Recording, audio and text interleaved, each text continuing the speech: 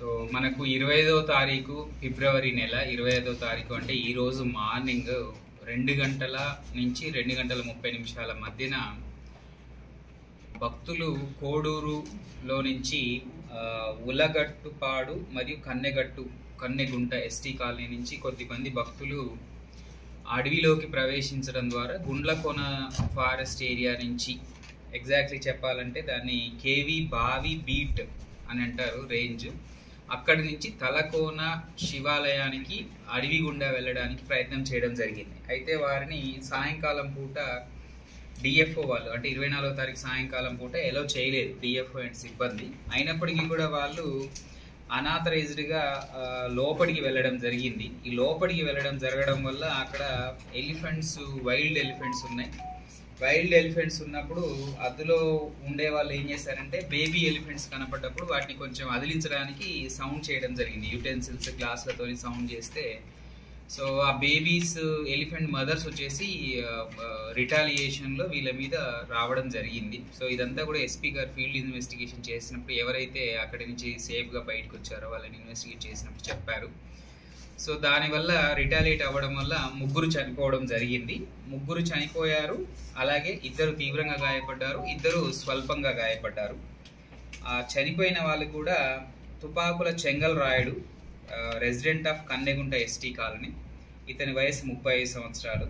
తర్వాత తుపాకుల మనెమ్మ, ఈమె కూడా కన్నెగుంట ఎస్టీ కాలనీ వాసి, 30 సంవత్సరాలు. అండ్ వంకాయల దినేష్, ఇతను వచ్చేసి ఉర్లగట్టుపోడు కోడూరు మండలం.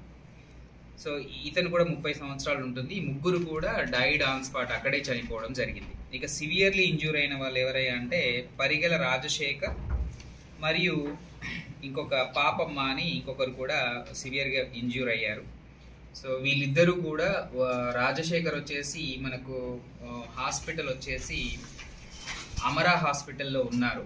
వారు అక్కడ ఐసీయూలో ఉన్నారు. అంటే రిబ్ కేజ్ ఏవైతే ఉన్నాయో ఆ యొక్క ఎముకలు దెబ్బతినడం వల్ల ఐసీయూలో ఉన్నారు. బట్ ప్రాణానికి ఏం ప్రమాదం లేని డాక్టర్స్ చెప్పారు. ఎవరైతే ఈమె ఇంకొక ఉన్నారో ఆవిడ వచ్చేసి రూయా హాస్పిటల్కి వెళ్ళారు, ఆమె చిన్న ఆవిడ. సో అక్కడికి వెళ్ళారు. సో ఆవిడ కూడా అక్కడ మంచిగానే ఉన్నారని చెప్పడం జరిగింది. వీరికి మొత్తం కూడా క్యాష్లెస్ ట్రీట్మెంట్ మరియు అన్ని రకాల అంటే వాళ్ళకి కావాల్సినటువంటి అన్ని వైద్య సదుపాయాలు కూడా ప్రభుత్వం కల్పించడం జరుగుతుంది. మరొక 2 గాయపడ్డారు ఎవరైతే ఉన్నారో వాళ్ళు సిఎస్సి కోడూరులో ఉన్నారు. ఈ కోడూరులో ఉన్నవారు T Venkata Subbaiah and T Venkata Ratnamma అనే వాళ్ళు 2 ఉన్నారు. ఒకరికేమో కాలికి దెబ్బ తాకింది, మరొకరికేమో కంపాలో పడడం వల్ల వీపంతా కూడా గీరుకొని పోవడం జరిగింది. వీళ్ళిద్దరు కూడా సేఫ్గా ఉన్నారు, ఎటువంటి ప్రమాదం కూడా పెద్ద ఇంజురీస్ వీళ్ళకి కాలేదు. వీరితో నేను అంటే ఆ సిఎస్సి కోడూరు డాక్టర్తో కూడా పర్సనల్గా మాట్లాడడం జరిగింది. డిఎంహెచ్ఓ గారు మరియు డీసీ ఆరోగ్యశ్రీ ఇద్దరు కూడా పేషెంట్స్ వాళ్ళ బంధువులతోని అలాగే వాళ్ళ ట్రీట్మెంట్ చేసే డాక్టర్స్తోని హెడ్ ఆఫ్ ద హాస్పిటల్స్తోని కంటిన్యూస్ టచ్లో ఉన్నారు.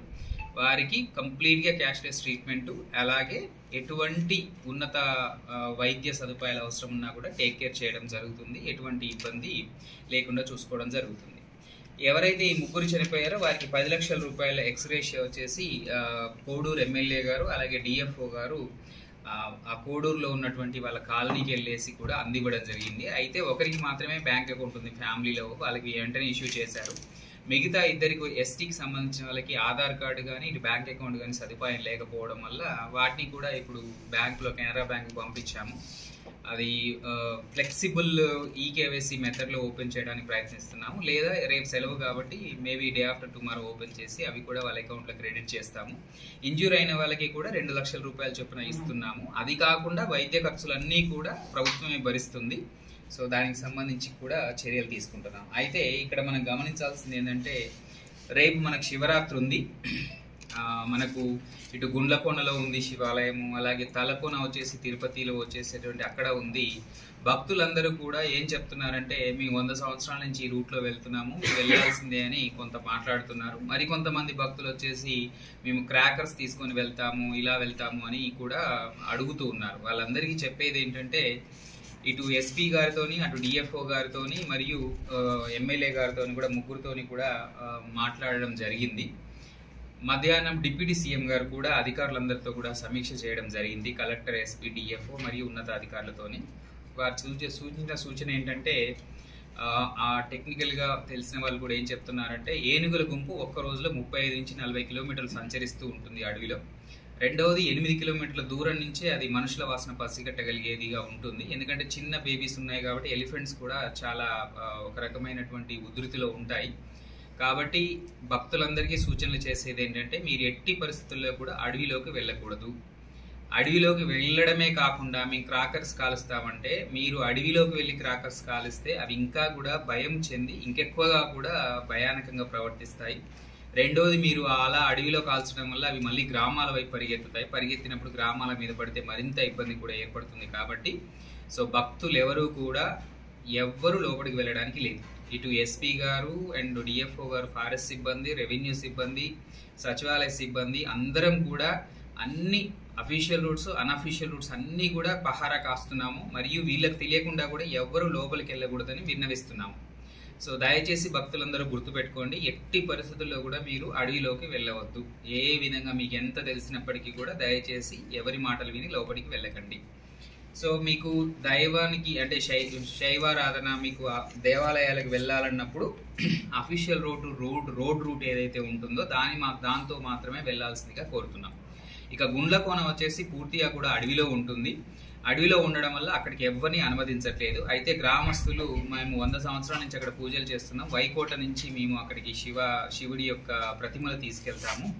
దానికి కూడా మేము ఒక 40 మంది వెళ్తాం, బస్సులో వెళ్తామని కూడా రిక్వెస్ట్ చేస్తే కూడా ఇప్పుడున్న పరిస్థితి వల్ల ఏనుగులు మళ్ళీ దాడి చేసే అవకాశం ఉంది. కాబట్టి వారిని డిఎఫ్ఓ గారు, ఎస్పీ గారు, నేను, అక్కడ ఉన్నటువంటి స్థానిక ఎమ్మెల్యే గారు అందరం కూడా మాట్లాడుకొని ఒక నలుగురిని, ఎస్పీ గారు, నేను, అక్కడ ఉన్నటువంటి స్థానిక ఎమ్మెల్యే గారు అందరం కూడా మాట్లాడుకొని ఒక నలుగురిని మాత్రమే ప్రతిమలతో సహా పూర్తిగా ఎనిమల్స్ ట్రాకింగ్ చేస్తూ పూర్తి స్థాయి సన్నద్ధతతోని తీసుకువెళ్ళి అక్కడ వారికి కావాల్సిన పూజలు చేయించి మళ్ళీ రిటర్న్ రావడం జరుగుతుంది. ఇది తప్ప ఇంకెవ్వరిని కూడా ఎలో చేసేది లేదు.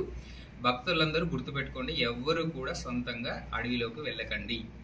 ఏనుగులు గ్రామాలకు వచ్చి మన మీద పడ్డప్పుడు మనము అన్ని రకాల చర్యలు చేయగలము. కానీ మనమే అవి ఉండే చోటు, ఎప్పుడు కూడా డీప్ ఫారెస్ట్లో సంచరించే చోటుకు మనం వెళ్ళి వాటి దగ్గర డిస్టర్బెన్స్ చేస్తే మనం చాలా ఇబ్బందులు పడాల్సి వస్తుంది. అక్కడ అవి డిస్టర్బ్ అయినప్పుడు మళ్ళీ సమీప గ్రామాల వైపు అవి వెళ్ళి మళ్ళీ అక్కడ కూడా ఎక్కువగా డిస్టర్బెన్స్ అవుతుంది. సాధారణంగా ఇప్పుడు మనకు కోడూరు రేంజ్లో 2 ఏనుగు గుంపులు తిరుగుతున్నాయి.